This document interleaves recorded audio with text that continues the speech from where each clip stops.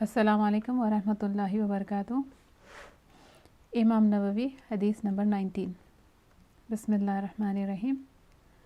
الحمدللہ رب العالمین والصلاة والسلام علی اشرف الانبیاء والمرسلین سیدنا محمد وعلی آلہ واصحابہ اجمعین وعاقبۃ للمتقین، اما بعد۔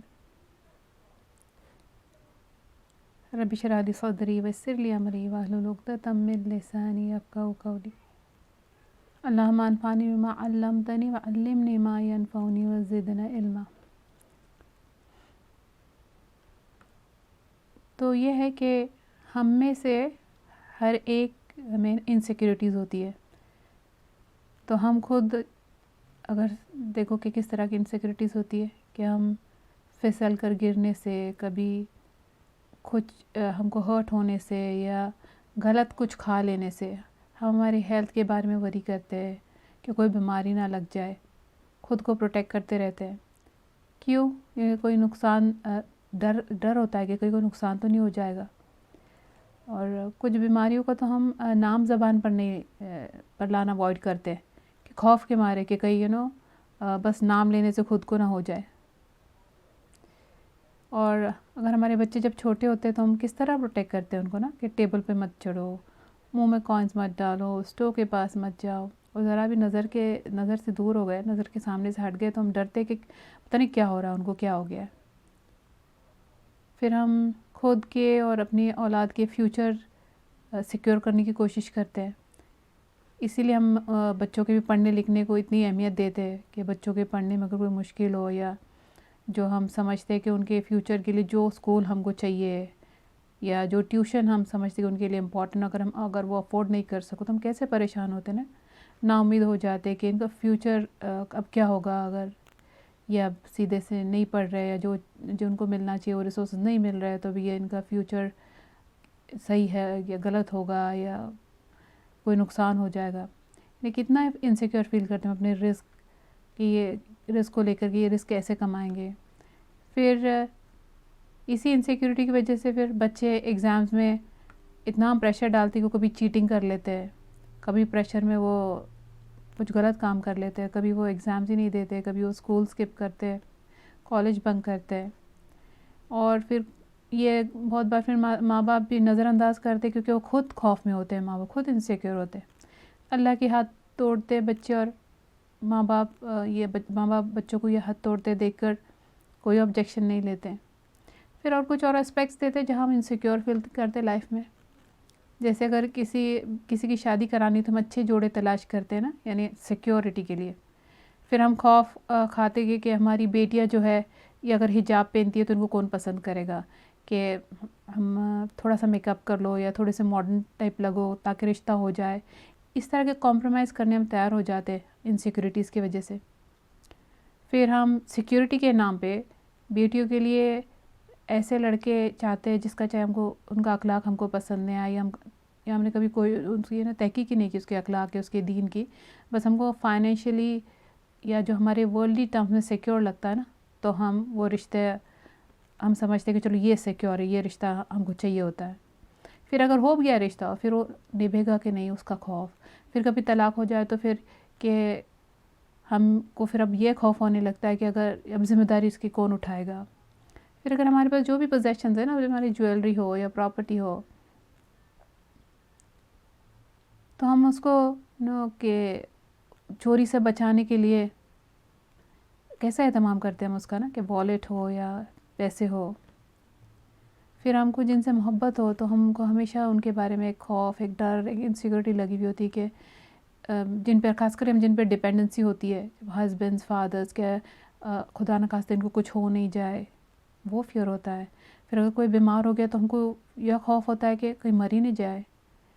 پھر اگر ایسا ہوتا ہے کہ خدا نہ خواستہ کہ کبھی کسی کا ینگ بیٹا یا ینگ بیٹی فوت ہو جائے، یا کسی کا ہسبینڈ وفات پا جائے، تو کیا ہوتا ہے کہ کچھ لوگ ڈپریشن اور مایوسی کے گہرے گڈھے میں اس طرح جاتے ہیں کہ سالوں سال باہر نہیں نکلتے۔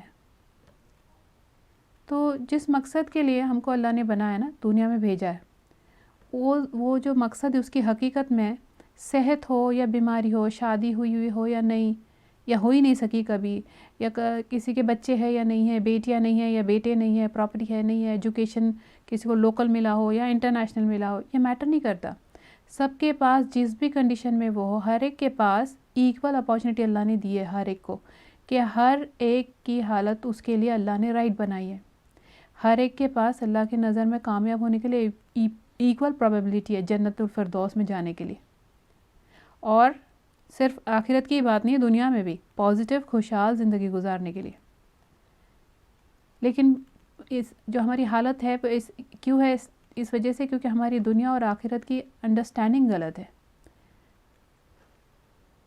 تو ہمارے دکھ درد جو ہے یہ مس پلیسڈ ہے، اور جو ہم نے دنیا میں غم پالے بہت حد تک خود ساختہ ہے، خود بنائے ہم نے ان کو، اور پھر ہم اللہ کو بلیم کرتے ہیں.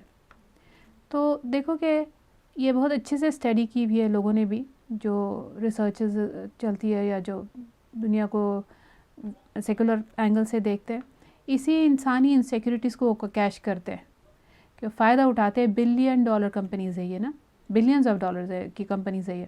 جیسے وہ یہ انسانی یہ سینٹیمنٹس، یہ خوف، یہ فیئر، اس کو ایکسپلائٹ کرتے ہیں انشورنس کمپنیز کے نام پہ یا لون دینے والی کمپنیز کے نام پہ. فار ایگزامپل انشورنس کے نام پہ وہ کار، ہیلتھ، لائف، ہوم، پراپرٹی، یہ سب انشور کرنے کے نام پہ، کیونکہ ہم سمجھتے ہیں کہ وہ ہم کو کچھ حد تک سیکیورٹی پرووائڈ کریں گے. لونز میں بھی ہم آگے سیکیور ہونے کے لیے student loans, education loans, home loans, business loans اس میں پڑ جاتے ہیں. اور ہم اس میں پارٹیسپیٹ کرتے ہیں کیونکہ کہ ہم کو لگتا ہے کہ بس مے بی یہ ایک آپشن ہے، کچھ حد تک ہم اپنا جو گھبراہٹ ہے اس کو اس کے ذریعے کم کر سکیں گے. تو ایسا کوئی معاملہ نہیں ہے جس میں ہم کسی نہ کسی اسپیکٹ سے فکر مند یا ڈرے ہوئے نہیں ہوتے. بہت دفعہ تو ہماری خود سمجھ میں نہیں آتا ہے کہ ہم زندگی میں اتنے چڑچڑے، اتنے بٹر، اتنے سالٹی کیوں ہے. لوگوں کے دین کی چین، رات کی نیند اڑی ہوئی ہے. تو یہ انگنت انسیکیورٹیز ہیں ہمارے اندر، ہر سچویشن میں ہم انسیکیور فیل کرتے ہیں. یہ کشمکش، یہ ٹسل، یہ اسٹرگل، اس کو ایڈریس کرتی ہے یہ حدیث. آج کی حدیث نمبر 19 بہت ہی امپورٹنٹ حدیث ہے. تو ان سب چیزوں کا اس کا علاج ہے اس حدیث میں. اگر ایسے کہہ دو تو یہ رانگ نہیں ہوگا. اپلیکیشن پہ ڈیپینڈ کرتا ہے ہمارے، اور اللہ ہم کو عمل کی توفیق عطا کرے، ہم کو اللہ گہری سمجھ عطا کرے.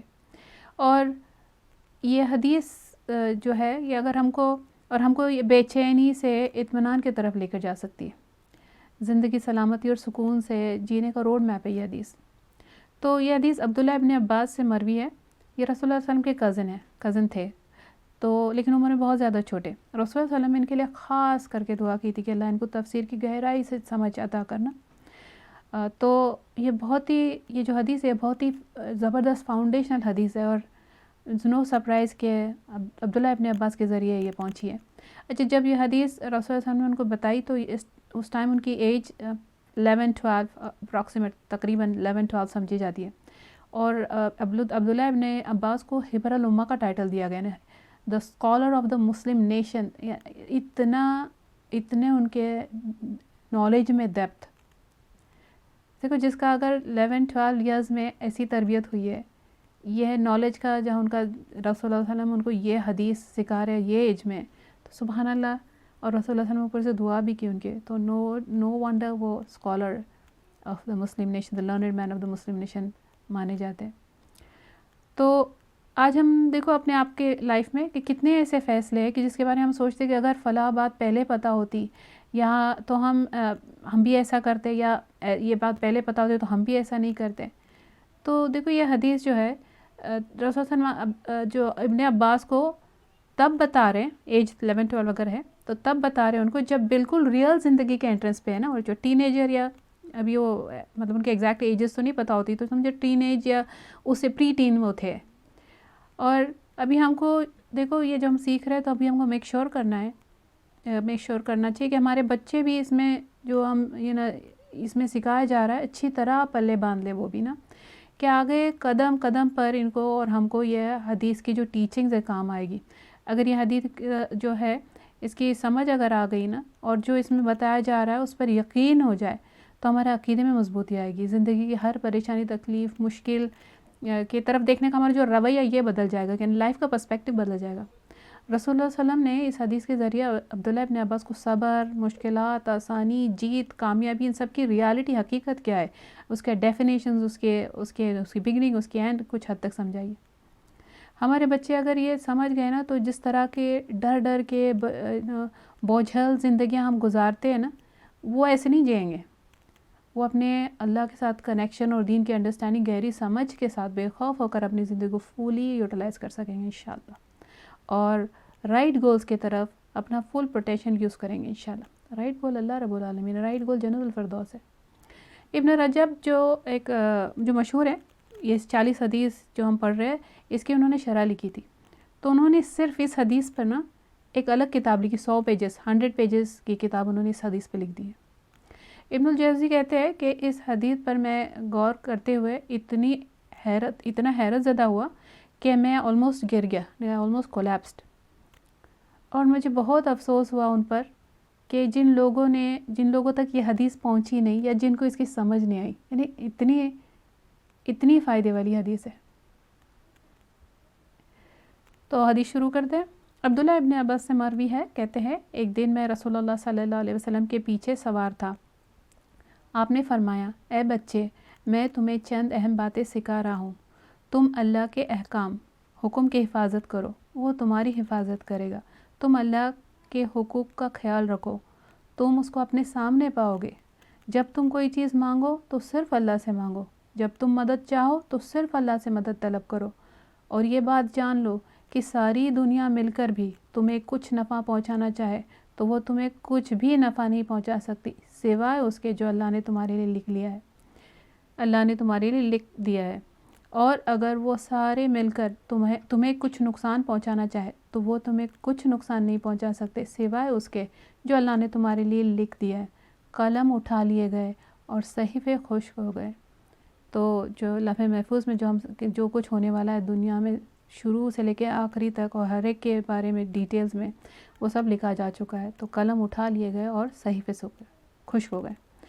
یہی حدیث دوسری جگہ کچھ اور ایڈیشن کے ساتھ آتی ہے، اس میں یہ ایڈیشن ہے کہ تم اللہ کی حفاظت کرو، تم اسے اپنے سامنے پاؤ گے، تم اسے خوشحالی میں یاد رکھو، وہ تمہیں تکلیف کے وقت یاد رکھے گا، اور جان لو جو تمہیں نہیں پہنچا یا نہیں ملا وہ تمہیں ہرگز ملنے والا نہیں تھا، اور جو تمہیں پہنچا وہ تم سے ختم ہونے والا نہیں تھا، یعنی وہ کسی اور کے پاس جانے والا نہیں تھا، اور جان لو مدد صبر کے ساتھ ہے، اور کشادگی کے ساتھ تنگی ہے، اور بے شک ہر مشکل کے ساتھ آسانی ہی ہے۔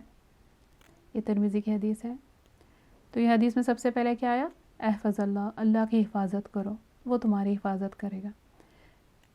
تو کیا ہے کہ اگر ہم اپنی حفاظت چاہتے ہیں، اور ہم نے دیکھے کہ ہم کو کیا چاہیے، ہم کو حفاظت ہی چاہیے، ہر چیز میں سیکیورٹی چاہیے، ہمارا سب تکلیف پریشانی کی جڑ از انسیکیورٹی، تو ہم کو حفاظت چاہیے۔ تو اگر ہم اپنی حفاظت چاہتے ہو تو اللہ کی حفاظت کرنی پڑے گی۔ اللہ کی حفاظت کیا ہے؟ ہم تو ہمیشہ اللہ سے حفاظت کی دعائیں مانگتے ہیں۔ اللہ کی حفاظت کیا ہے؟ تو اللہ کی حفاظت ہے اللہ کی حد، اللہ کی شریعت، اللہ کے احکامات کی حفاظت کرو، ان پر عمل کرو۔ تو اس میں اب کیا کیا چیزیں آئے گی؟ جیسے شریعت اور اللہ کے حکم میں آتے ہیں، عقیدہ، طہارت، وضو، نماز، زکوٰۃ، معاملات، حلال حرام، ان کی سب کی حفاظت کرنی پڑے گی۔ تو جو کرنے کا حکم ہے اس کو کرو، جس سے رکنے کو کہا گیا وہ چھوڑ دو، اس سے رک جاؤ۔ اگر ایسا کرو گے تو کیا فائدہ ہوگا؟ اللہ ہماری حفاظت کریں گے، عذاب سے بچائیں گے، دنیا میں بھی مشکلات پریشانیوں سے نجات دیں گے۔ ہم سب چاہتے ہیں کہ ہمارا دین، ایمان، جان، مال، اولاد، بدن سب صحت مند سلامت رہے، تو پھر ہم یہ کریں گے انشاءاللہ۔ تو دیکھو اس میں جو گیو اینڈ ٹیک ہے نا، ہم ایسا کرو تو اللہ ایسا کریں گے، یہ گیو اینڈ ٹیک، دو اور لو والا کنسیپٹ قرآن اور حدیث میں بہت بار دہرایا گیا ہے۔ کچھ ایگزامپل ہم دیکھ لیتے ہیں۔ تو یہ قرآن کی آیت ہے بقرہ 40، تم اللہ سے کیے ہوئے عہد پورے کرو، اللہ اپنے عہد پورے کریں گے۔ پھر سورہ محمد آیا 7، تنصر اللہ ینصرکم، تم اللہ کی مدد کرو، اللہ تمہاری مدد کریں گے۔ سورہ بقرہ اگین آیت نمبر 152، فاذکرونی اذکرکم، تم یا اللہ کو یاد کرو، اللہ تم کو یاد کرے گا۔ تو یہ same under the same give and take میں جو ابھی ہم نے حدیث کا ایک حصہ پڑھا۔ ابن رجب کہتے ہیں کہ اللہ ہمارے دو راستوں سے حفاظت کرتے ہیں، ایک عام جنرل وے میں، اور ایک ہے خاص۔ اور عام سب لوگوں کے لیے اور خاص اللہ کے کچھ اور جو ان کے قریب زیادہ بندے ان کے لیے. تو عام جو ہے یہ اللہ ہماری حفاظت کریں گے اس کی، ہمارے مال کی، ہمارے صحت کی، ہمارے دنیا کی جو کچھ چیزیں ان کی. اور خاص میں یہ عام سب کرنے کے علاوہ، اس کے علاوہ اللہ ہمارے ایمان کی، ہمارے دین کی حفاظت کریں گے، اور یہاں تک کہ اللہ ہم کو گناہوں سے بھی بچائیں گے، گناہوں سے بھی ہماری حفاظت کریں گے. تو یہ جو گزرے زمانے کے جو نیک لوگ تھے یہ کہتے تھے کہ جب ان سے کوئی گناہ ہو جاتا تھا تو اس کا اثر، گناہ کا اثر وہ خود کے فیملی پر، یعنی نافرمانیوں کی شکل میں، کہ ان کے بچے، ان کی فیملی وہ اتنے اطاعت گزار لیکن سڈنلی وہ بات نہیں مان رہے، ان کو ہارڈ ٹائم دے رہے. کیوں؟ تو ان کو پتہ چل جاتا تھا کہ یہ ان کے گناہوں کا اثر ہے.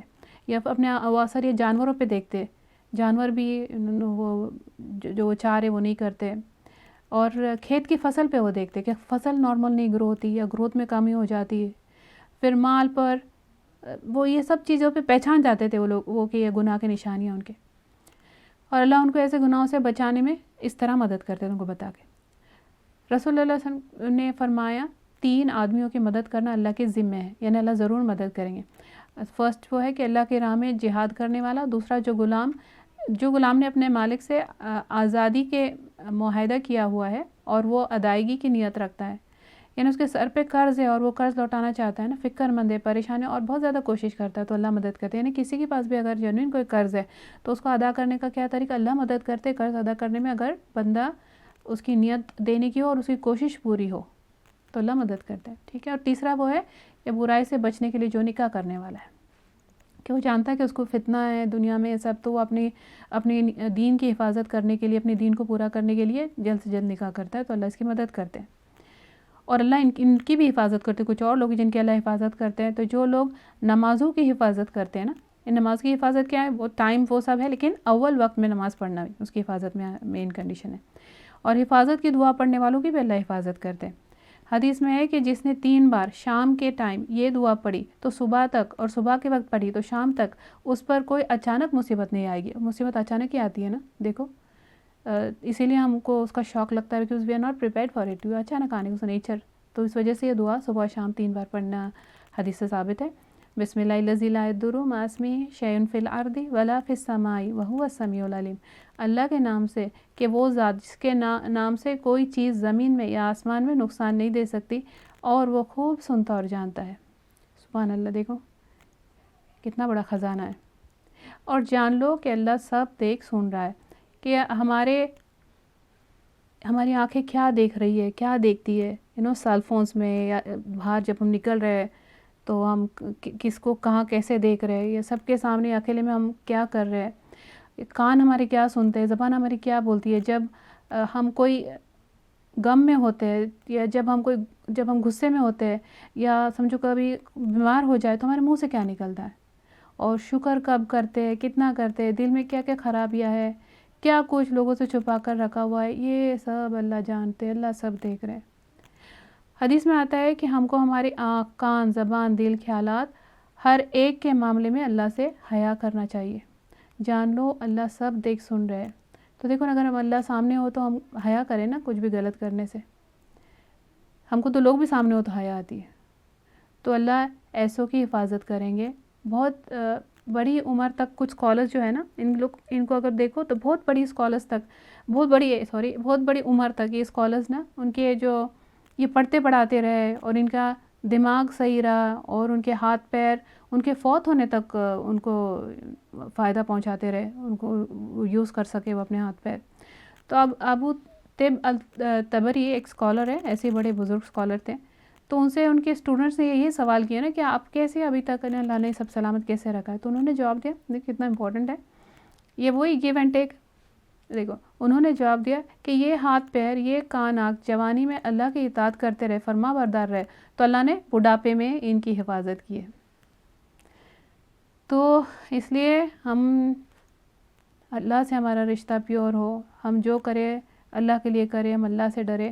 اس لیے لوگوں سے نہیں، ہم کو اپنے گناہوں سے ڈرنا چاہیے، کہ لوگ سامنے اس لیے ہم نہیں کر رہے، ایسا نہیں، بس ہم اپنے لوگ ہو یا نہیں ہو، ہم کو اپنے گناہوں سے ڈرنا چاہیے،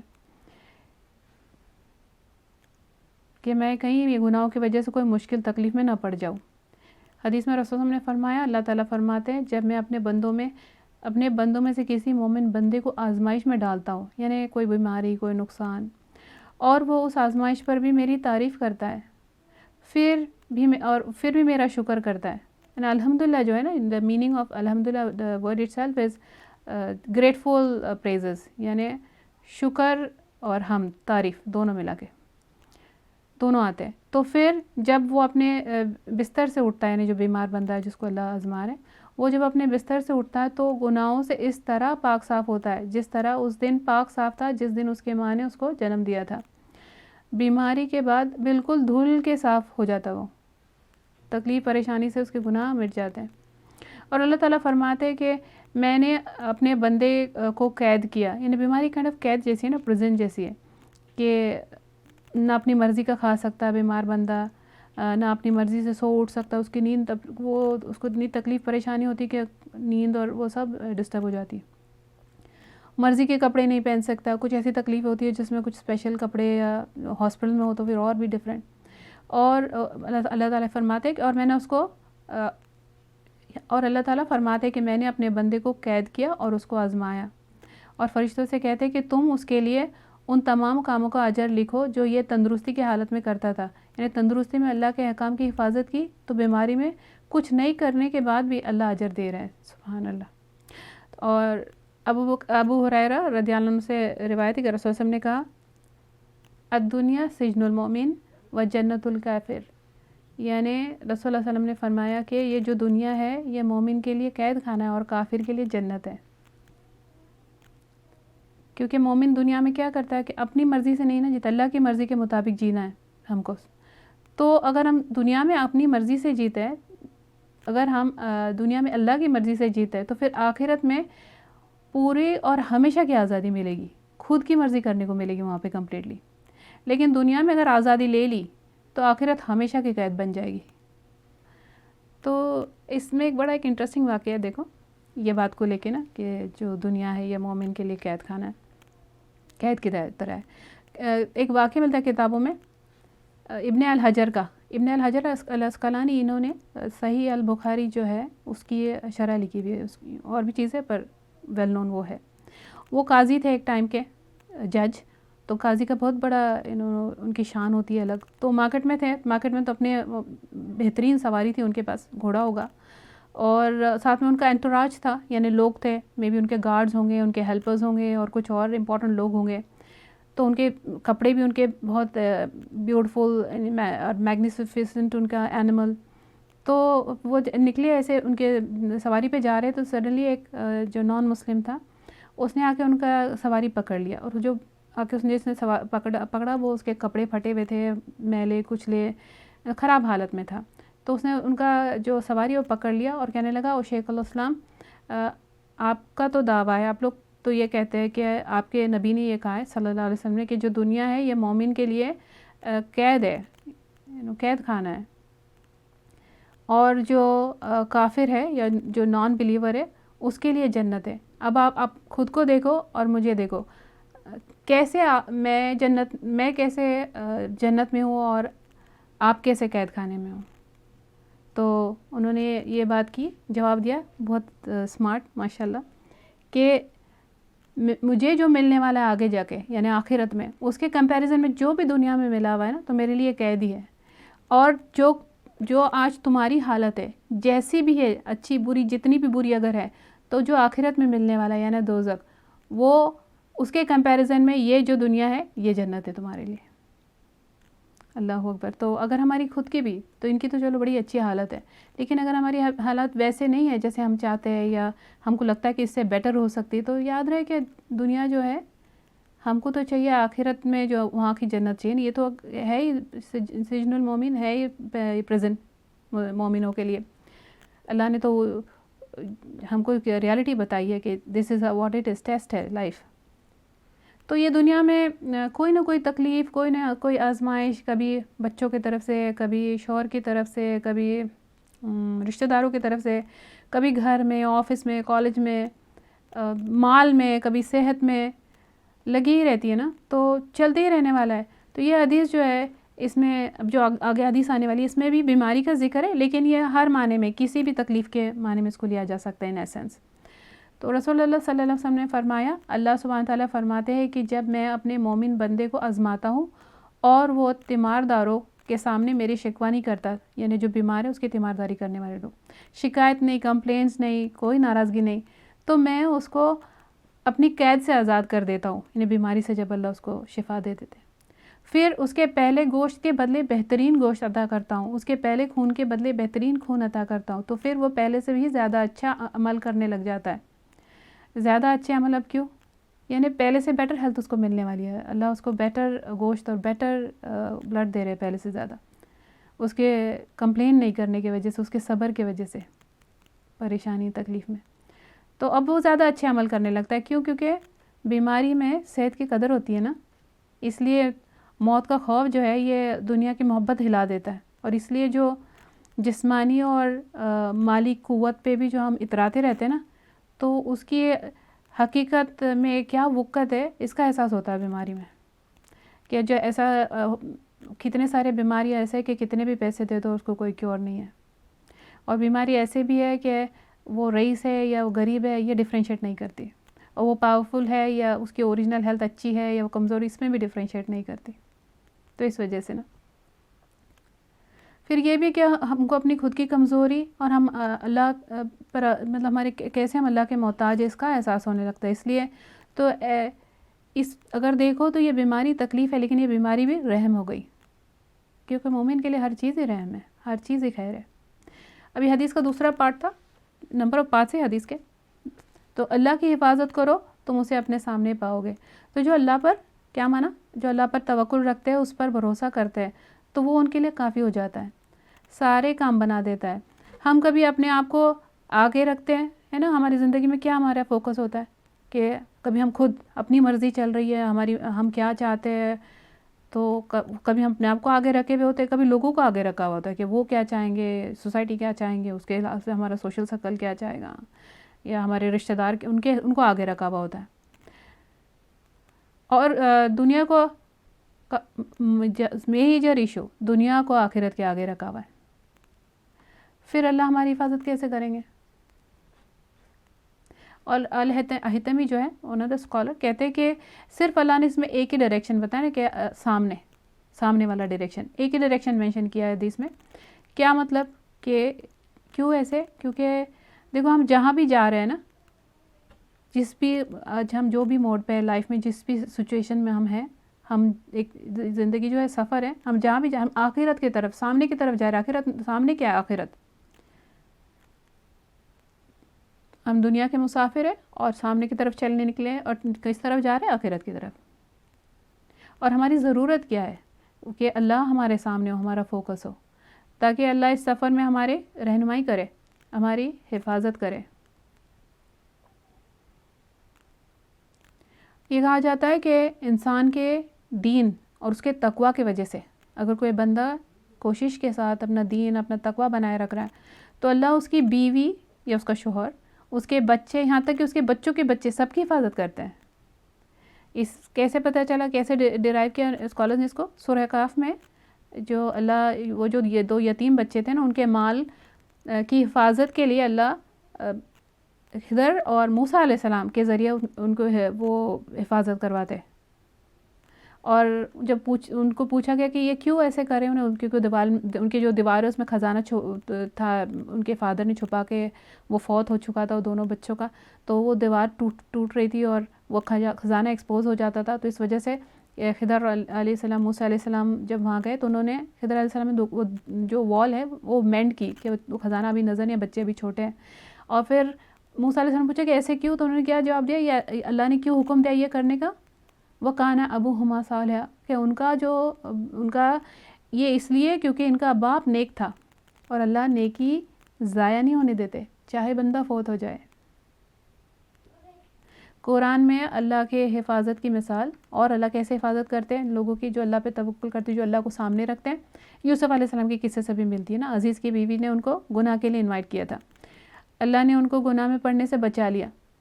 قرآن میں آئے تھے تو اللہ فرماتے ہیں اعوذ باللہ من الشیطان الرجیم، कज़ालिक लिनस्रिफ़ अन्हु कज़ालिक लिनस्रिफ़ अन्हु अस्सूअ वल फ़हशा इन्नहु मिन इबादिनल मुख़लसीन। ऐसा इसलिए ताकि हम इनसे यानी जो यूसुफ़ अलैहिस्सलाम इनसे बुराई और बेहयाई को रोक दे। बेशक वो हमारे खालिस बंदों में से था, खुलूस के साथ, सिंसियरिटी के साथ अल्लाह को आगे रखा हुआ था। तो इतने कितना क्रिटिकल सिचुएशन था कि अगर अल्लाह को उसमें कुरान में है कि अगर अल्लाह उनकी रहनुमाई नहीं करते, अल्लाह उनको कोई एक साइन एक बुरहान से उनको बचा नहीं लेते, तो चांसेस थे कि ये नबी है गुनाह में पड़ जाते थे, लेकिन अल्लाह ने उनको बचा दिया। और कैसे हिफाजत करते अल्लाह? इब्न रजब कहते हैं कि अल्लाह के किसी दीन के तहत, उनकी हिफाजत के तहत अल्लाह क्या करते हैं।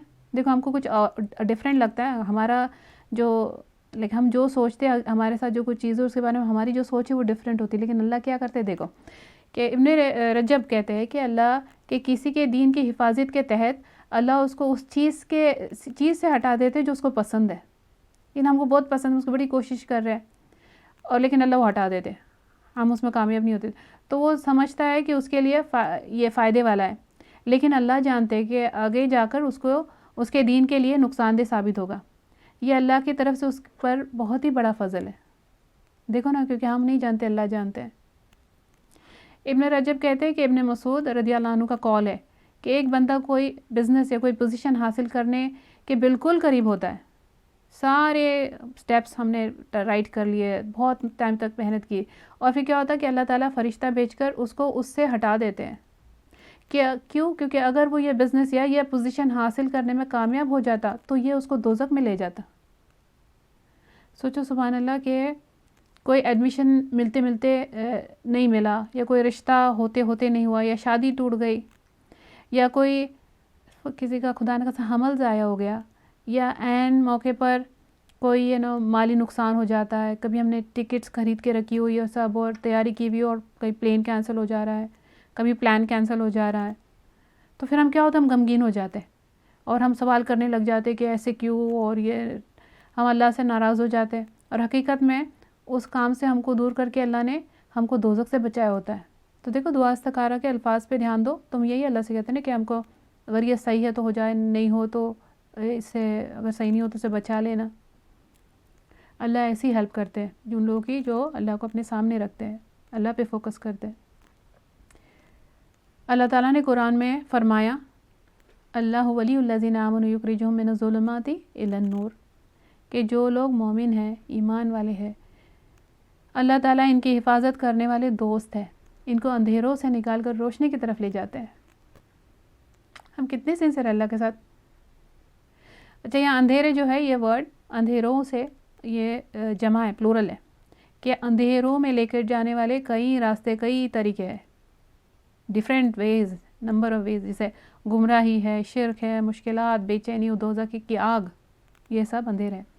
और रोशनी एक सिंगल, वो वर्ड भी वाहिद है, सिंगुलर है, और वो क्या है, अल्लाह सारे जुल्मात से हटा के उनको रोशनी की तरफ लेकर चलते। रोशनी एक है, वो है हिदायत, तौहीद, सही फ़ैसले, सुकून और जन्नत।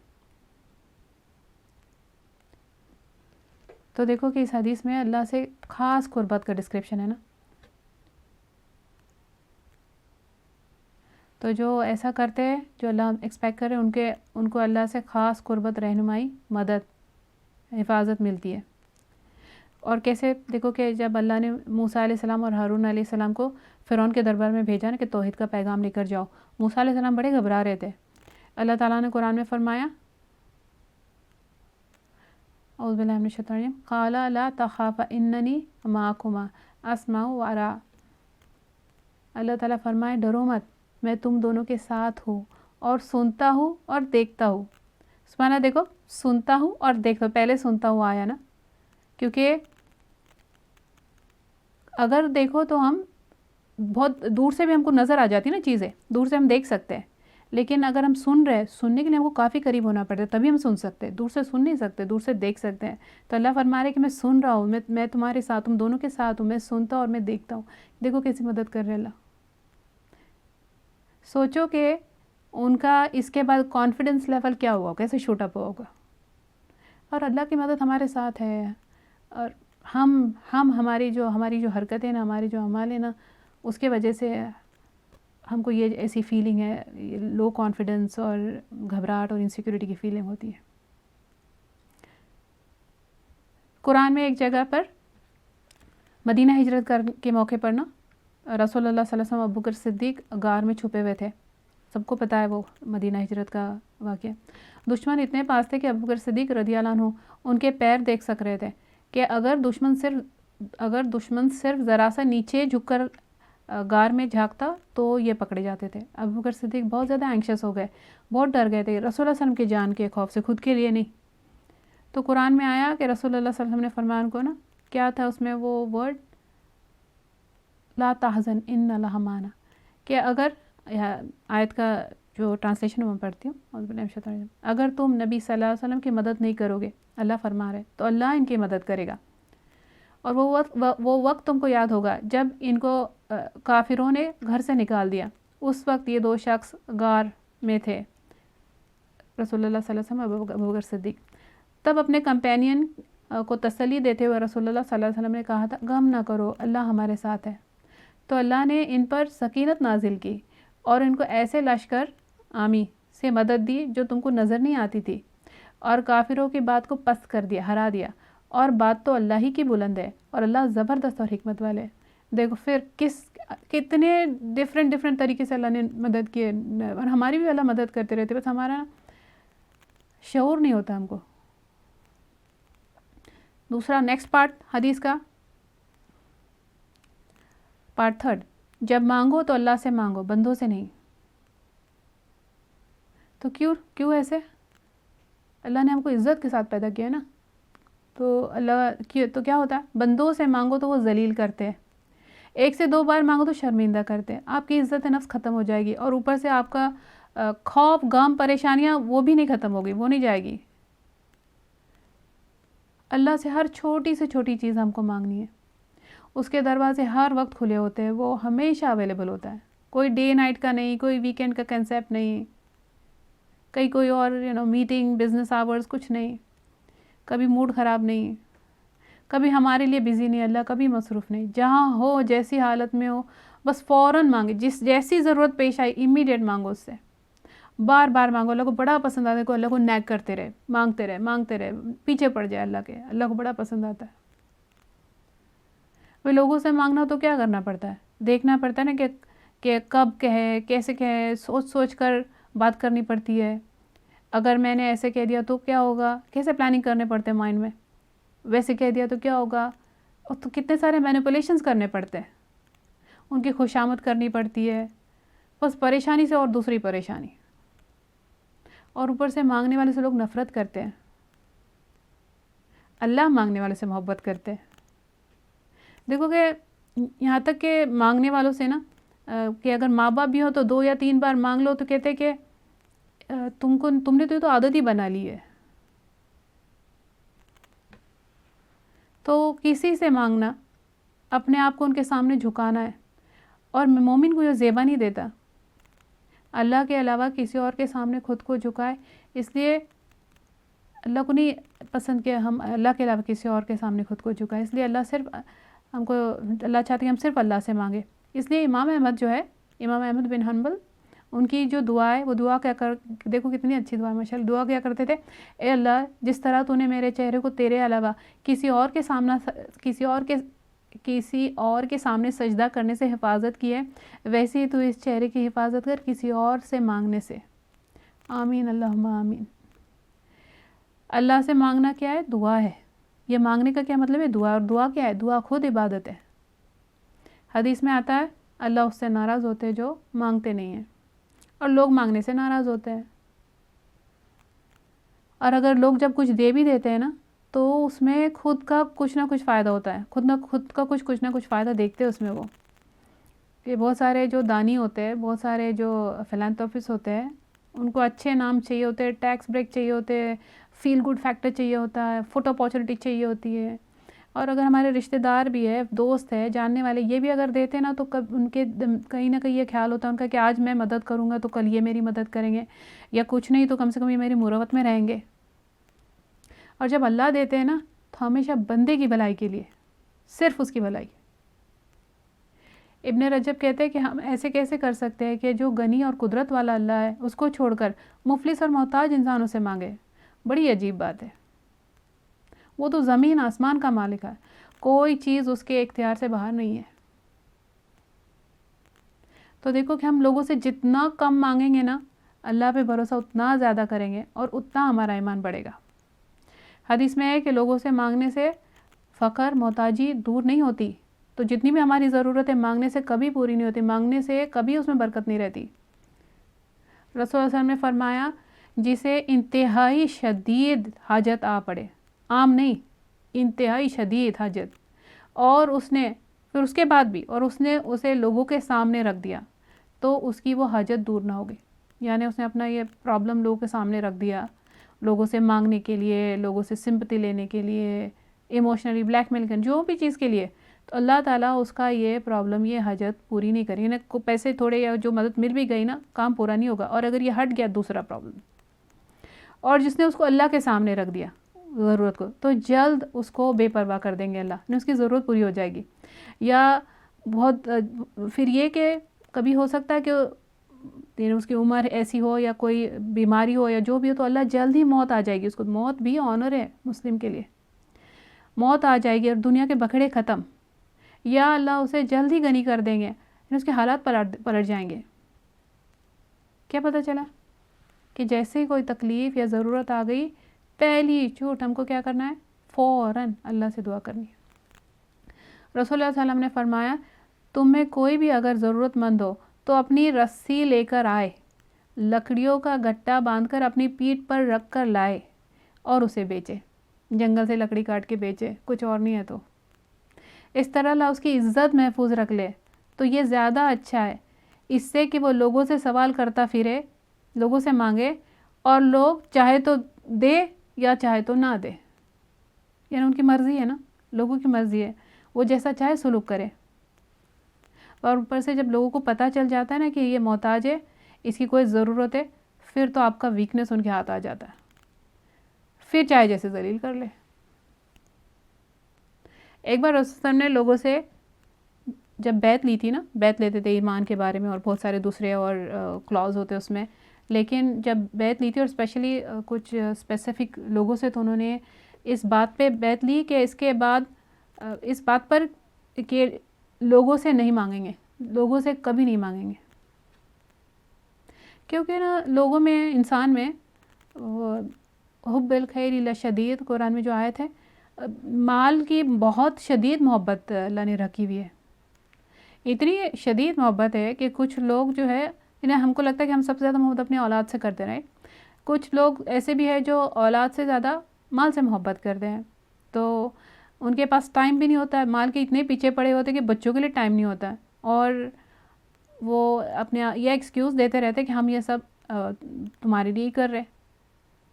اور بچوں کو کیا چاہیے ہوتا ہے؟ بچوں کو چاہیے ہوتا ہے ماں باپ کا اٹینشن، بچوں کو چاہیے ہوتا ہے ان کا ٹائم. حدیث میں آتا ہے کہ اللہ 3 لوگوں سے محبت رکھتے ہیں، جو غنی ہے، جو حلیم ہے، اور جو متعفف. جو غنی ہے، جو لوگوں کا مال، ان کی چیزوں کے لالچ نہیں رکھتا، بے نیاز ہے، اس کو کوئی چیز اس کوئی یعنی اس کے رال نہیں ٹپکتی کسی کی کوئی بھی چیز دیکھ کر. اور الحلیم یعنی حوصلہ والا، برداشت کرنے والا، چھوٹی چھوٹی باتیں بھی آپے سے باہر نہیں ہوتا، صبر اور حوصلے سے لوگوں کی باتیں سن لیتا ہے. پریشانی، تکلیف یہ میں کول ہوتے ہیں. اور تیسرا ہے المتعفف، وہ جو سوال سے بچے، لوگوں کو مانگنے سے بچے، اللہ ان سے محبت رکھتے ہیں. اور 3 لوگوں سے اللہ بغض، نفرت رکھتے ہیں. البادی جو ہے یہ بد زبان، گالیاں دینے والا، بد اخلاقی سے پیش آنے والا. الفاجر، غلط کام کرنے والا، گناہ گار. السائل الولے، چمٹ کے لوگوں سے مانگنے والا، یعنی پیچھے پڑ جائے کہ کچھ دے کے ہی چھوڑو. اللہ کو ایسے لوگ نہیں پسند. اعوذ باللہ من ذالک۔ رسول صلی اللہ علیہ وسلم نے فرمایا کون ہے جو مجھے یہ ضمانت دے کہ وہ لوگوں سے کچھ نہیں مانگیں گے تو میں اس کے لیے جنت کی ضمانت دیتا ہوں۔ رسول اللہ صلی اللہ علیہ وسلم نے فرمایا جس نے اپنے اوپر سوال کا دروازہ کھولا بغیر ناقابل برداشت محتاجی کے، اللہ اس پر فاقے کا دروازہ ایسی جگہ سے کھولتے ہیں جدھر سے اس کا گمان بھی نہیں ہوتا، یعنی اس کی محتاجی نہیں دور کریں گے، اس کو لوگوں کے حوالے کر دیتے ہیں۔ اللہ پھر اس کی محتاجی نہیں دور کرتے، اس کو لوگوں کے حوالے کر دیتے، بس تو مانگتا ہی رہے، اس کی ضرورتیں پوری نہیں ہوتی۔ رسول اللہ صلی اللہ علیہ وسلم نے فرمایا ایک شخص لوگوں سے مانگتے رہتا ہے یہاں تک کہ قیامت کے دن اس حال میں آئے گا کہ اس کے چہرے پر گوشت کا ایک ٹکڑا بھی نہیں ہوگا۔ ایک اور روایت میں زخمی اور نوچے ہوئے چہرہ ہوگا اس کا۔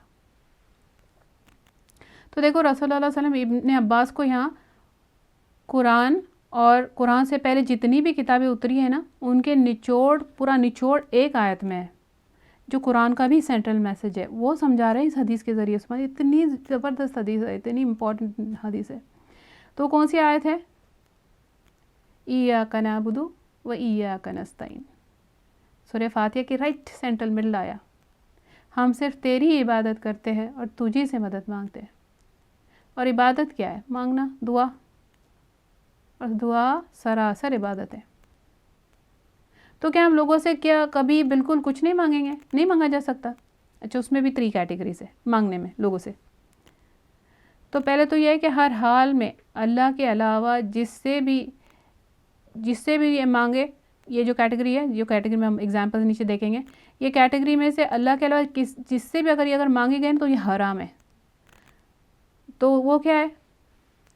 آخرت سے جڑا ہوا ہر معاملہ، اس میں اگر ہم اللہ کے علاوہ کسی سے بھی مانگیں گے تو حرام ہے۔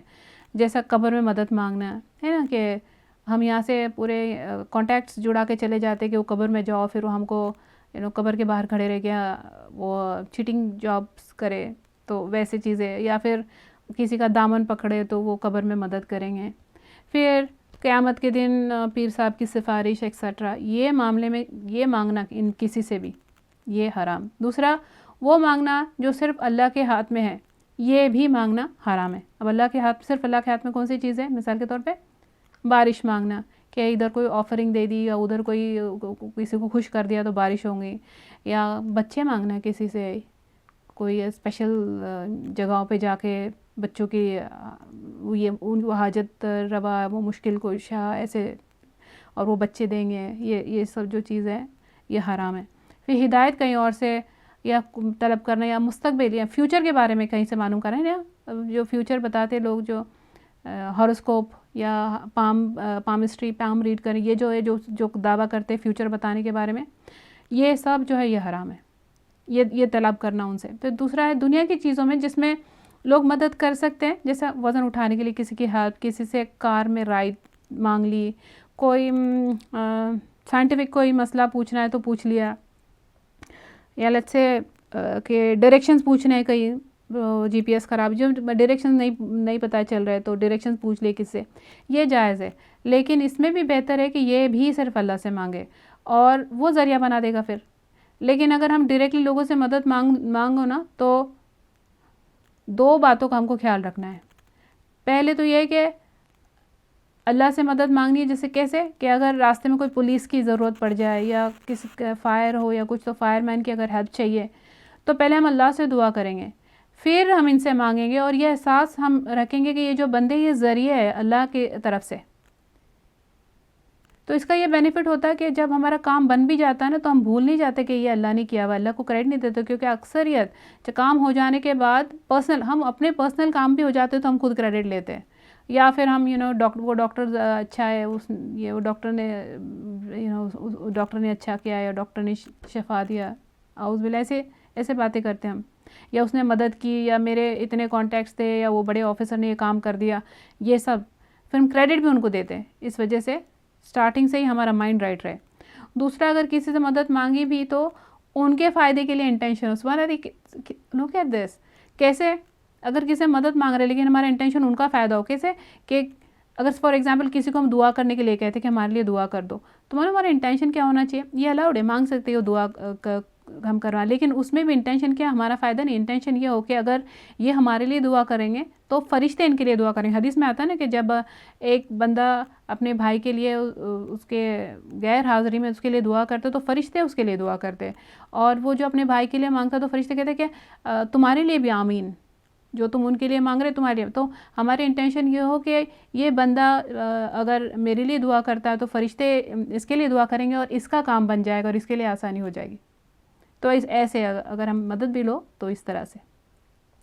اب حدیث کا 4 پارٹ ہے، جان لو کہ سارے لوگ اکٹھا ہو جائے اور تمہیں فائدہ پہنچانا چاہے تو تمہیں فائدہ نہیں دے سکتے جب تک اللہ نہ چاہیں گے، اور سارے لوگ اکٹھا ہو جائے اور تمہیں نقصان دینا چاہے تو کوئی نقصان نہیں دے سکتے سوائے وہ جو اللہ نے لکھ دیا ہے. کتنے بار ہم لوگوں کو بلیم کرتے ہیں، اس کے وجہ سے یہ ہوا اور اس کے وجہ سے، اور کتنے بار ہم لوگوں کے لیے ہمارے خیال برے ہوتے ہیں یا بدگمان ہوتے ہیں یا ہمارے دل ہرٹ ہوئے ہوتے ہیں یا ہمارے کسی کے بارے میں خیالات برے ہوتے ہیں، یہ سوچ کے کہ ان کی وجہ سے اور ان کی وجہ سے.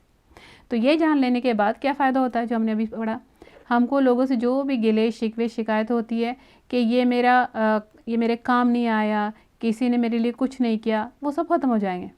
جان لو کہ اگر وہ کچھ کرنا بھی چاہتے نا، کیونکہ کسی کی نیت ہوگی کہ سچی تمہاری وہ مدد کرنا چاہ رہے، تمہارے کام آنا چاہ رہے، وہ کوشش بھی کیے ہوں گے، تب بھی اگر اللہ نہیں چاہتے تو وہ نہیں کر سکتے. وہ خود محتاج ہے، ہمارے ان کے اپنے پلانز ان کے انڈر میں، ان کے کنٹرول میں نہیں ہے.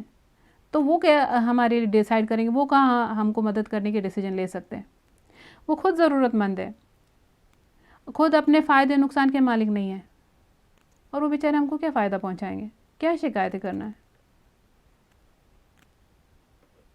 تو اگر کوئی مایوس کر دے تو اللہ کے سامنے بات رکھنی چاہیے، اللہ نے کیوں نہیں چاہا کہ فلاں بندہ میری مدد کرنا چاہ رہا تھا، یا جو بھی ہمارا پہلے ڈیسائیڈ ہوا تھا یہ کیوں نہیں ہو سکا. اللہ سے پوچھو کہ کیوں اللہ نے کیوں نہیں چاہا، کیا وجہ ہے. انٹروسپیکٹ کرے کہ اللہ کے پرمیشن کے بغیر نہیں ہو سکتا، تو کیا وجہ ہے کہ یہ رکاوٹ بنی ہے، اور اپنا معاملہ درست کرے. اور اللہ ہی دے سکتے ہیں، اللہ ہی لوگوں کے دلوں میں ڈال سکتے ہیں. تو اگر کسی کے ذریعے مدد کرانی اللہ کو تو اللہ ان کے دل میں ڈالتے ہیں. تو اگر کسی نے کچھ نہیں دیا، کچھ نہیں کیا تو کوئی رنج نہیں، کوئی غم نہیں. تو فار ایگزامپل بچے اگر پڑھائی نہیں کر رہے جیسا ہم چاہتے وہ نہیں کر رہے، اور کسی سے ہم قرضہ چاہ رہے اور قرضہ نہیں دیا کسی نے، یا اس نے مدد نہیں کی، یا شوہر کوئی ہمارا کام نہیں کر رہے، ہمارے ایکسپیکٹیشن پہ پورے نہیں اتر رہے، اور ہم کو لگتا ہے کہ ہماری سچویشن بہت پیٹیبل ہے اور کوئی سمپتائز نہیں کر رہا ہے، تو کسی نے ہم کو عزت نہیں دی، یا کسی نے بات نہیں کی، یا کسی نے فون نہیں کیا، یا کسی نے فون کاٹ دیا. اور سمجھو کہ سبحان اللہ ہم بچوں کو اتنے مشکلوں سے بڑا کرتے ہیں، اور امید ہوتی ہے، ایکسپیکٹیشن ہوتی ہے کہ بڑے ہو کے ہمارا ٹیک کیئر کریں گے، اور وہ جیسے بڑے ہو جاتے وہ چل دیں. تو کوئی نہیں، اور ساتھ نہیں رہنا اگر وہ چاہ رہے، اور وہ ہمارے لیے کچھ نہیں کرنا اگر چاہ رہے تو کوئی غم نہیں ہے. سب شکوے ختم. معلوم کیوں؟ کہ کسی سے ہم کو امید نہیں کرنی، کسی سے کوئی امید نہیں رکھنی. اللہ ہمارے لیے کافی ہے. تو دیکھو کہ اللہ جو ہے، اگر اللہ کو یہی منظور ہے نا، تو ہر کام اگر برا بھی لگ رہا ہے ہم کو اس میں بھی خیر ہے. تو یہ لائف کا ایک پرنسپل بنا لینا چاہیے نا. دیکھو کہ جو بچے اگر ٹیک کیئر نہیں کرتے ماں باپ کا، تو اللہ رب العالمین کسی اور کے دل میں، نہ وہ رشتہ دار ہوتے ہیں، نہ ہم نے کبھی ان کے لیے کچھ کیا ہوتا ہے، ان کے دل میں کبھی کبھار رحم ڈالتے ہیں، اللہ ان کو ذریعہ بنا دیتے ہیں ٹیک کیئر کرنے کو. کون کس کا کہاں ٹیک کیئر کیا کرتا رہتا ہے دیکھو. تو یہ لائف کا ہمارے پرنسپل ہے، اس کو پرنسپل بنا لینا چاہیے ہر حال میں، ہر سچویشن میں، کہ اگر اللہ کو یہی منظور تھا، اللہ کے تو ہر کام میں خیر ہے، یہ تو یقین ہے ہم کو. تو جو بھی ہو جائے، ہم کو تکلیف ہو رہی ہے، پریشانی، مرضی کے خلاف، اس سب میں خیر ہے، کہ اس میں بھی خیر ہے، اس کو پکڑ لو، یہی بات کو پکڑ لو. تو جو کوئی اگر ہمارے ساتھ اچھا کرے ان کا بہت شکریہ، بہت زیادہ شکریہ ان کا، ہم مشکور ہیں. اور جو نہیں کرے یا نہیں کر سکے تو ان سے بھی کوئی ناراضگی نہیں. دل صاف، زبان میٹھی، رویہ نرم. اگر اللہ نے ہمارا کام کرنا ہے تو اللہ کے پاس ذریعوں کی کوئی کمی نہیں، ٹھیک ہے، اور اگر نہیں کرنا ہے تو وہی ہمارے لیے خیر ہے۔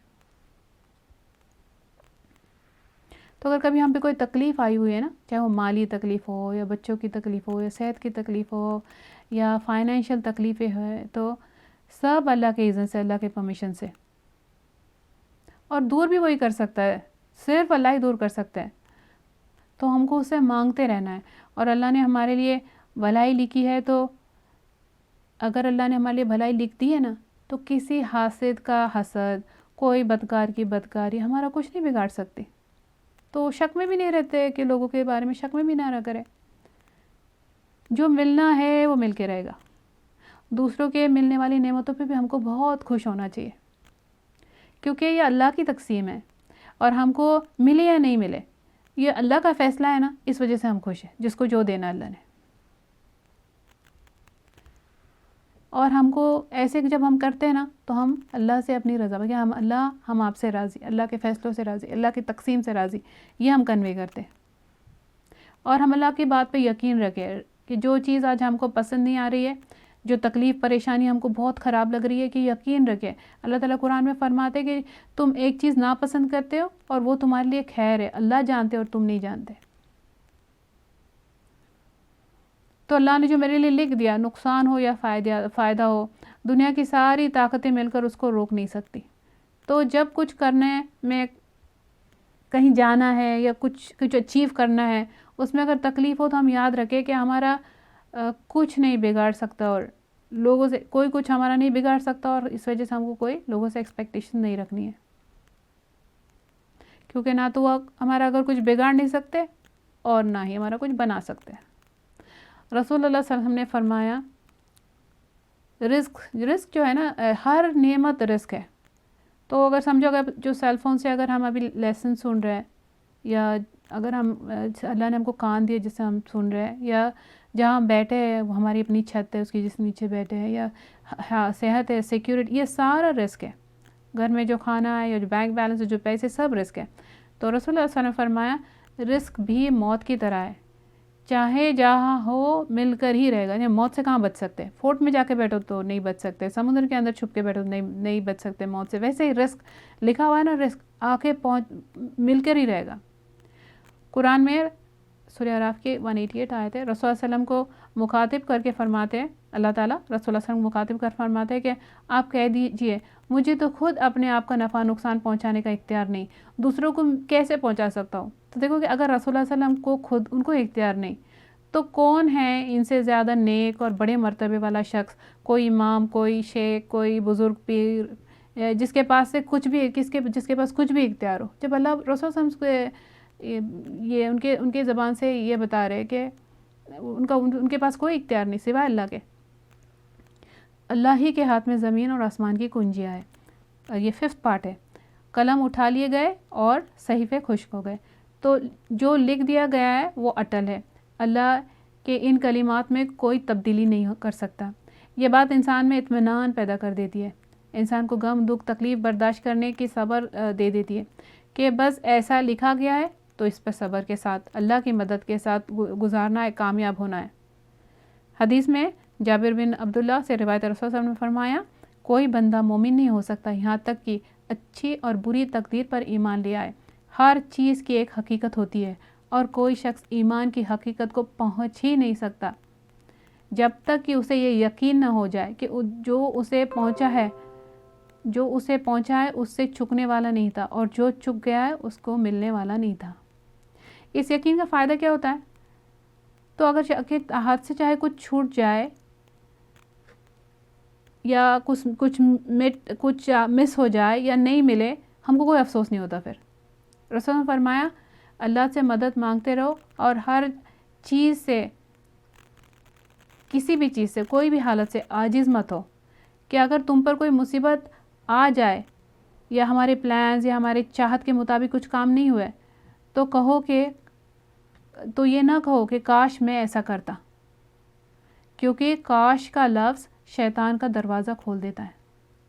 تو ایسے نہیں کہ ifs and buts، یہ نہیں، ہو گیا بس قبول کرنا اس کو۔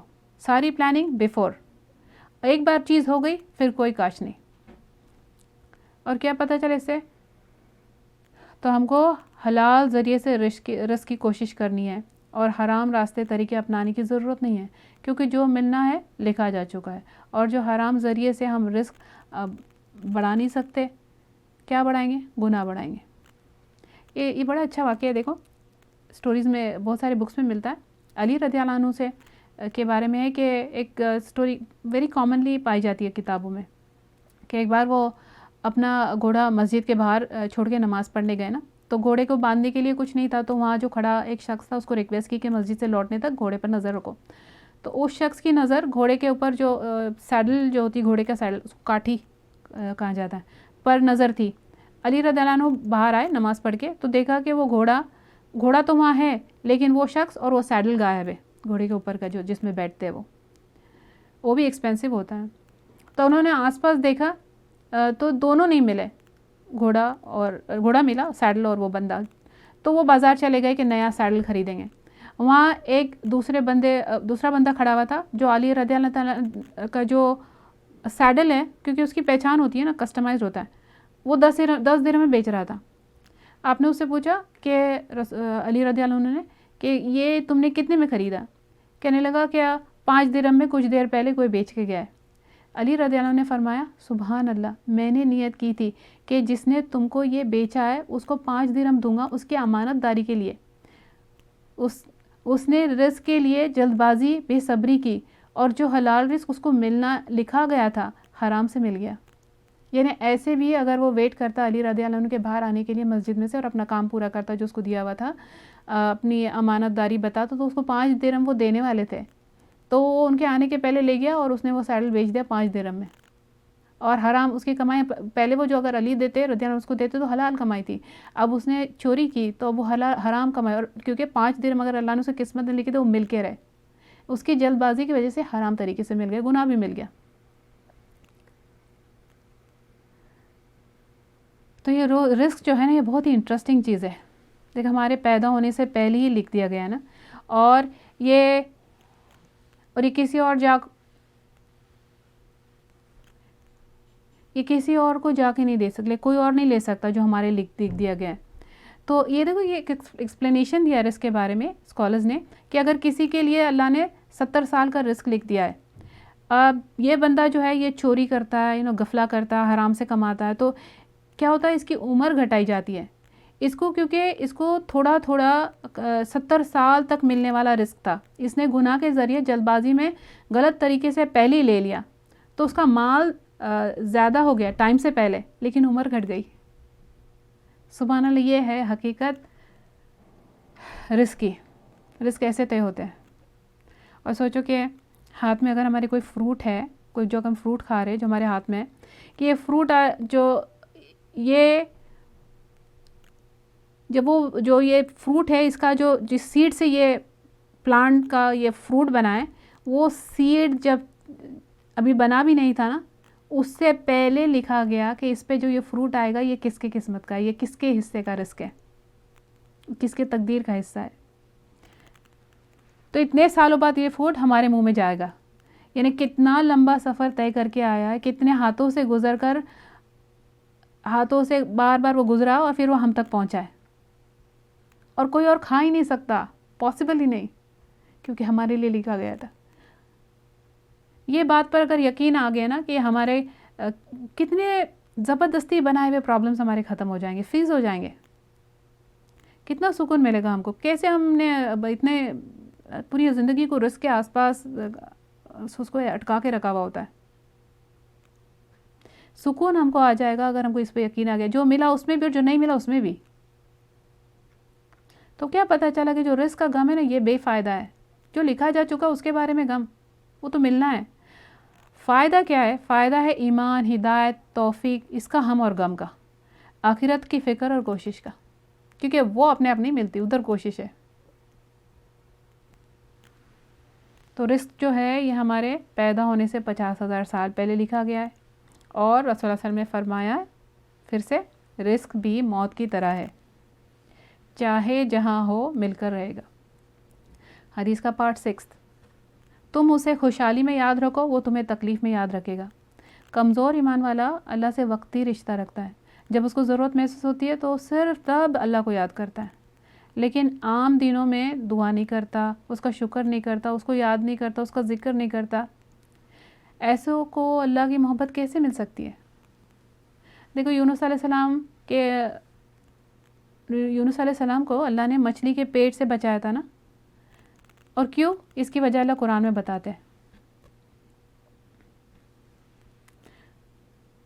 فلولا انہ کان من المسبحین للبث فی بطنہ الی یوم یبعثون، پھر اگر وہ تسبیح کرنے، اللہ کو یاد کرنے والوں میں سے نہ ہوتا، یعنی یونس علیہ السلام، تو اس روز تک اس کے پیٹ میں ہی رہتا جب تک لوگ دوبارہ زندہ کیے جائیں گے۔ یعنی اگر وہ خوشحالی میں اللہ کو یاد کرنے والے، تسبیح کرنے والے، بہت زیادہ ذکر کرنے والے اگر نہیں ہوتے تو اللہ فرما رہے قیامت تک کہ وہ مچھلی کے پیٹ میں ہی رہ جاتا۔ پھر تو انہوں نے ان کے خوشحالی میں اللہ کو یاد کیا تو اللہ نے ان کو تکلیف میں ان کی مدد کی۔ اور اس کے الٹ اپوزٹ قرآن میں آتا ہے، جب فرعون پانی میں ڈوبنے لگا تھا اللہ نے اس کی مدد نہیں کی، اس کو نہیں بچایا اللہ نے، اور اس کی وجہ بھی قرآن میں بتائی۔ الآن وقد عصیت قبل وکنت من المفسدین، اب ایمان لاتا ہے حالانکہ تو پہلے نافرمانی کرتا رہا اور مفسد بنا رہا۔ تو اس لیے اگر ہم تنگی میں اللہ کی مدد چاہتے ہیں تو خوشحالی میں اللہ کو یاد رکھنا چاہیے۔ پارٹ 7 حدیث کا، اور جان لو کہ کامیابی صبر کے ساتھ ہے، مدد صبر کے ساتھ ہے۔ اگر ہم چاہیں کہ ہماری تقدیر میں لکھا ہوا ہے جو ابھی مل جائے، ابھی چاہیے، ہمارا ایسا ہوتا ہے کہ نا ابھی شب قدر گزری ہے، ابھی ہم نے رات بھر جا کے نماز پڑھی، صبح گھر کے سامنے چیزیں آ جانا چاہیے، ایسے نہیں ہوتا۔ اللہ تب دیتے ہیں کب؟ جب ہمارے لیے اس کا ملنا خیر ہوتا ہے اور صبر کے مطابق مدد آتی ہے۔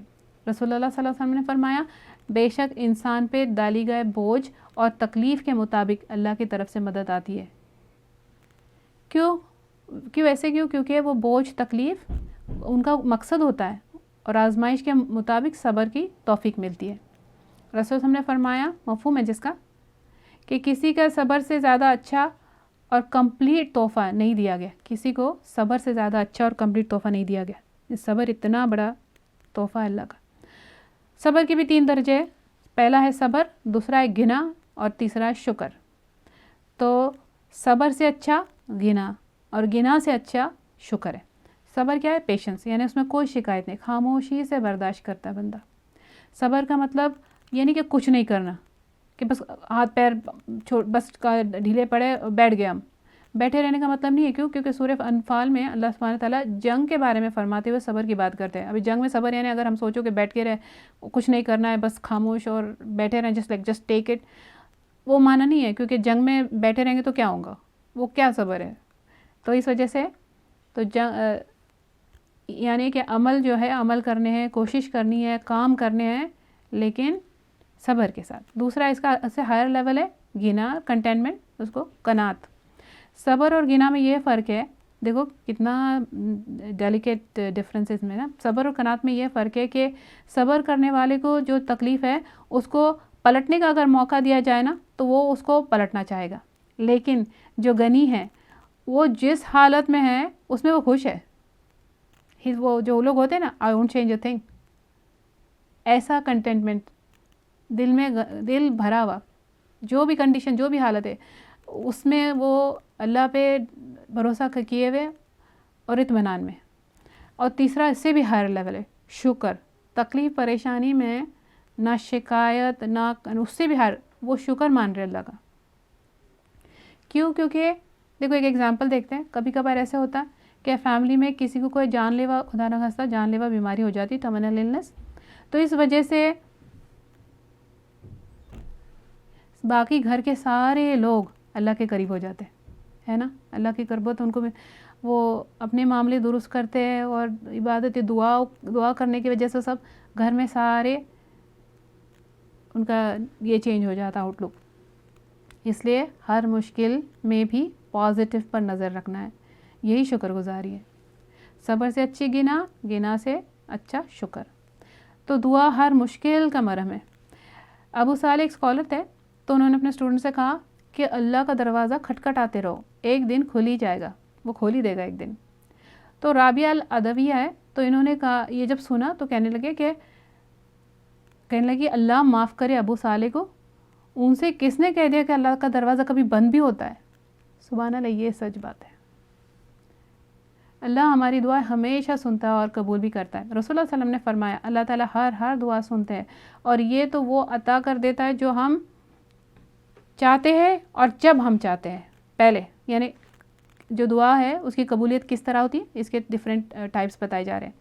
تو پہلے اللہ دعا تو ہر دعا اللہ سنتے ہیں، اور عطا پہلے وہ جب ہم کو چاہیے جو چاہیے وہ عطا کر دیتے ہیں، یا پھر کیا کرتے دعا کا جو جواب کیسے آتا، کچھ دیر بعد دیتے ہیں۔ کب؟ جب اس کا ملنا ہمارے لیے فائدے مند ہو۔ پھر تیسرا کیا کرتے ہیں، اگر ہم یہ جتنی ہم نے دعا کی ہے نا، اتنا دنیا اور آخرت کے نقصان سے ہم کو بچا دیتے ہیں، کیونکہ جو ہم نے مانگا ہوا ہوتا ہے اس کیس میں وہ ہمارے لیے نقصان والا ہوتا ہے، تو اللہ وہ نہیں دیتے ہم کو۔ اور ہم کو ایسے لگتا ہے، اور کبھی کبھی ہم نے کوئی دعا ہم نے مانگ کے بھول گئے ہوتے ہیں اور وہ قبول ہو جاتی ہے، کیونکہ اللہ سب دعا قبول کرتے ہیں، اور جب وہ قبول ہو جاتی ہے ہم بھول بھی گئے ہوتے کہ ہم نے مانگا ہوا ہے۔ اور کبھی جیسے اللہ نے دعا کے وجہ سے دعا قبول کی اور بدلے میں کوئی نقصان سے ہم کو رکا دیا، یہ دنیا کا اور آخرت کا، ہم کو لگتا ہے کہ ہماری دعا نہیں قبول ہو رہی ہے، یا پھر اللہ اگر لیٹ دے رہے یا کچھ اور چیز دے رہے ہیں، ہم گلاس مانگ رہے تھے اللہ ہم کو ڈائمنڈز دے دے، اور ہم شکایت کرتے رہ جائے کہ ہماری نظر تو وہ گلاس پہ تھی اور ہم کو ڈائمنڈ نہیں ملے۔ تو اللہ ہر دعا سنتے ہیں، لیکن دیکھو کہ تینوں ہی کیسز میں رزلٹ جو بھی ہے، تینوں ہی کیسز میں ہمارے ہاتھ اللہ نے خالی نہیں لوٹائے۔ اللہ ہمارے مانگنے سے خوش ہوتے ہیں، اور دعا نہیں مانگنے والوں سے اللہ ناراض ہوتے ہیں۔ قرآن میں اللہ تعالیٰ نے فرمایا وَقَالَ رَبُّكُمْ ادعونی استجب لکم ان الذین یستکبرون عن عبادتی سیدخلون الجہنم داخرین۔ اللہ تمہارے رب نے فرمایا، اور تمہارے رب نے فرمایا تم مجھ سے دعا کرو اور میں تمہاری دعا قبول کروں گا، بے شک وہ جو میری عبادت یہاں دعا کے معنی میں سے اکڑتے ہیں، تکبر کرتے ہیں، دعا نہیں مانگتے، تکبر، تو پتہ کیا چلا کہ دعا نہیں مانگنا تکبر کی نشانی ہے۔ یہ جلد ہی یہ جہنم میں ذلیل ہو کر داخل کیے جائیں گے، اعوذ باللہ۔ دیکھو کہ دعا مانگنے والوں سے اللہ اتنے راضی ہوتے ہیں جو دنیا میں دعا مانگتے ہیں، سبحان اللہ، یہ جب ان کو دنیا میں بھی اللہ بہت فائدے دیتے ہیں اور آخرت میں اس کا بھی بہت فائدہ دیتے ہیں، تو جب یہ جنت میں جائیں گے اللہ تعالیٰ ان سے پوچھیں گے کہ اللہ اتنے ان سے راضی، اللہ ان سے پوچھیں گے اور کیا چاہیے، اور کیا چاہتے ہو جو میں تمہیں دے دوں۔ ان کی ہر خواہش اللہ پوری کریں گے، جو ان کی خواہش ہے اس سے اباؤ اینڈ بیانڈ دیں گے۔ اور جو جہنم میں ڈالے جائیں گے، یہ جب پکاریں گے جہنم سے، پکاریں گے کہ ہم کو پانی دو، یا کچھ آگ کی گرمی کم کر دو، یا موت دے دو، ان کی کوئی پکار نہیں سنی جائے گی۔ دنیا میں اللہ کو پکارا نہیں کرتے تھے، اس وجہ سے۔ یہ ہے دعا مانگنے کے کچھ فائدے۔ تو جب بندہ دعا کرتا ہے، صبر کرتا ہے، دعا مانگتا ہے، تو اللہ اس مصیبت پر اس کو اجر دیتے ہیں، مصیبت پہ اجر ملتا ہے، اور بدلے میں اس سے جو چیز گئی ہے اس سے بہتر عطا کرتے ہیں۔ پارٹ 8 جان لو کوشادگی کے ساتھ تنگی ہے، اور بے شک ہر مشکل کے ساتھ آسانی ہے، اور جان لو مصیبت کے ختم ہونا مصیبت کے ساتھ ہی ہوتا ہے۔ جیسے یہاں پہ مصیبت آتی ہے نا، اس کا ختم ہونا شروع ہو گیا ہوتا ہے، اور لیکن ہم اس میں رہ گئے ہوتے ہیں، ہم ہمارا کیونکہ نظریہ غلط ہے تو ہم یہ بات سمجھ نہیں سکتے۔ تکلیف آتی ہے تو ساتھ ہی اس کے ختم ہونے کا ٹائم کاؤنٹ ڈاؤن شروع ہو جاتا ہے۔ دیکھو نا کہ اگر ہم کو تب پتہ چل رہا ہے جب ہم پہاڑ کے اوپر چوٹی پہ مشکل پہنچے، بالکل میکسیمم ہو گئی تکلیف، تب ہم کو پتہ چلا ہے، ہم یہ ریئلائز بھی نہیں کر رہے کہ چوٹی پہ اگر ہم پہنچ گئے تو نیکسٹ کیا، ادھر سے اترنا ہے نیچے۔ تو ہر رات کو ختم ہونا ہے، جیسے رات آگے بڑھتی ہے اندھیرا بڑھتا ہے، اور ہم سمجھتے ہیں کہ یہ اندھیرا بڑھ گیا یعنی مشکل پر ہے، لیکن کیا ساتھ ساتھ صبح قریب نہیں آتی ہوتی؟ ساتھ صبح قریب آ رہی ہے۔ اس لیے جان لو تکلیف کے ساتھ ہی آسانی شروع ہو جاتی ہے۔ تب تک ہم کو صبر کے ساتھ، اجر کی امید کے ساتھ، اللہ پر یقین کے ساتھ دعا کرنا ہے۔ تو دیکھو حدیث کا جو فرسٹ پارٹ تھا کہ اللہ کا حکم کہ ہم ہمارے عمل سے حفاظت کریں گے، ہم ہمارے عمل کی حفاظت کریں گے تو اللہ کو اپنے سامنے پائیں گے. پھر نیچرلی اگر اللہ ہمارے سامنے ہے، اللہ سامنے تو ہم اللہ پہ سامنے ہیں، ہر چیز میں اللہ ہمارے لیے سامنے، تو ہم اللہ پہ بھروسہ کر رہے ہیں. ہم کو اللہ پہ بھروسہ کرنے آئے گا کہ میرا نفع میرا نقصان پورا صرف اللہ ہی کے ہاتھ میں، تو پھر ہم مانگیں گے صرف اسی سے. اور پھر یہ کہ ہر مشکل کے ساتھ ساتھ آسانی ہے، ہماری آسانی اور ہماری تکلیف دونوں میں اللہ ہی کو سامنے رکھنا ہے اور وہ ہماری حفاظت کرے گا. تکلیف اور مشکل کے بھی فائدے، وہ بھی بے فائدہ نہیں ہے. گناہ دھل جاتے ہیں، صفائی ہو جاتی ہے، اجر ملتا ہے، درجے بلند ہوتے ہیں. ٹوٹے دل سے اللہ کی طرف جب رجوع کرتے اللہ کی قربت نصیب ہوتی ہے، اللہ کی قربت ملتی ہے. اور اللہ کی ہم کو کتنی زیادہ ضرورت ہے، ہم کتنے کمزور ہیں، اس کا احساس اللہ سے کنیکشن اور مضبوط کرتا ہے. ابن رجب کہتے ہیں کہ اگر بندے کو اس کے تکلیف، پریشانی، آزمائش کے سارے فائدے اگر پتہ چل گئے تو اس کو یقین ہو جائے گا کہ اس پر اللہ کی نعمتیں مصیبت کے وقت ان سے کئی زیادہ ہے جب خوشحالی کے وقت ملتی ہے. اس لیے اللہ سے کبھی ناراض نہیں ہو. تکلیف میں بھی بھلائی ہے، ہر چیز میں بھلائی ہے. اللہ پر یقین رکھے، اچھا گمان رکھے. تکلیف میں یقین کے ساتھ یہ دعا پڑھے. اللہ کے وعدے ہے ان مال اسری اسرا فإن مال اسری اسرا. اسر کے ساتھ یسر، تنگی کے ساتھ آسانی. تنگی سے پہلے بھی آسانی ہے اور تنگی کے بعد بھی آسانی ہے. حدیث کا یہ آیت کا معنی. اللہ تعالیٰ ظلم نہیں کرتے. گناہوں کے ذریعے ہم سے خود پر اور دوسروں پر ظلم ہو جاتے ہیں، گناہ ہو جاتے ہیں نا. تو گناہ کی وجہ سے جو ہم تک پہنچنے کے لیے نکل چکا جو رزق ہوتا ہے نا، وہ بھی گناہوں کی وجہ سے رکاوٹ بن جاتا ہے. گناہ اس میں رکاوٹ بن جاتے ہیں. پچھلی حدیث میں ہم نے پڑھا تھا نا کہ گناہوں کو کیسے دھویا جاتا ہے، کیسے مٹایا جا سکتا ہے گناہوں کو.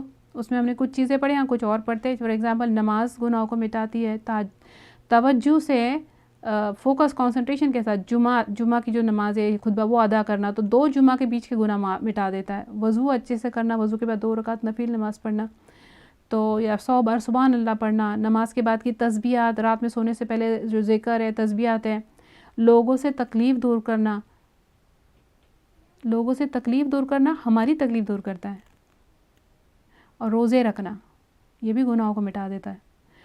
حدیث میں کہ ابن عباس کہتے ہیں کہ پریشانی کے وقت رسول اللہ صلی اللہ علیہ وسلم یہ دعا مانگا کرتے تھے. تو یہ دعا مانگ لیتے ہم. لا الہ الا اللہ عظیم الحلیم، لا الہ الا اللہ رب السماوات والارض ورب العرش العظیم. رسول اللہ صلی اللہ علیہ وسلم نے فرمایا جب کسی رنج و غم اور آزمائش میں مبتلا شخص اس دعا کو پڑھے، ابھی جو آگے آنے والی ہے، اس دعا کو پڑھے اس کی تکلیف دور ہو جائے گی. پوچھا گیا کون سی دعا ہے یا رسول اللہ صلی اللہ علیہ وسلم؟ آپ نے فرمایا وہ مچھلی والے کی دعا ہے. مچھلی والے یونس علیہ السلام، لا الہ الا انت سبحانک انی کنت من الظالمین. یہ پڑھ کے اس کے بعد جو بھی دعا مانگو اللہ قبول کرتے ہیں. اور ایک حضرت اسماء رسول اللہ صلی اللہ علیہ وسلم نے جو دعا پڑھائی تھی کہ جب بھی اگر کوئی ڈسٹریس ہو، کوئی تکلیف ہو، کوئی پریشانی، مشکل ہو، غم، وری، تو یہ کثرت سے یہ پڑھے، اللہ اللہ ربی لا اشرک بہ شیئا. آزما کے دیکھو، یقین کے ساتھ پڑھو اور آزما کے دیکھو. اللہ اللہ ربی لا اشرک بہ شیئا. اللہ میرا رب ہے اور میں اس کے ساتھ کسی کو شریک نہیں کرتا. تو اس کے ساتھ الحمدللہ رب العالمین ہماری حدیث نمبر 19 مکمل ہوئی. شکر اللہ کا، الحمدللہ رب العالمین. اللہ ہم کو عمل کی توفیق عطا کرے. استغفر اللہ العظیم الذی لا الہ الا هو الحی القیوم واتوب الیہ. ربنا آتنا فی الدنیا حسنۃ وفی الآخرۃ حسنۃ وقنا عذاب النار. یا مقلب القلوب ثبت قلبی علی دینک. یا مصرف القلوب صرف قلوبنا علی طاعتک. ربنا لا تزغ قلوبنا بعد اذ ہدیتنا وہب لنا من لدنک رحمۃ انک انت الوہاب. ربنا تقبل منا انک انت السمیع العلیم وتب علینا انک انت التواب الرحیم. سبحان ربک رب العزۃ عما یصفون وسلام علی المرسلین والحمد للہ رب العالمین وآخر دعوانا ان الحمد للہ رب العالمین. جزاکم اللہ خیرا کثیرا. السلام علیکم ورحمۃ اللہ وبرکاتہ.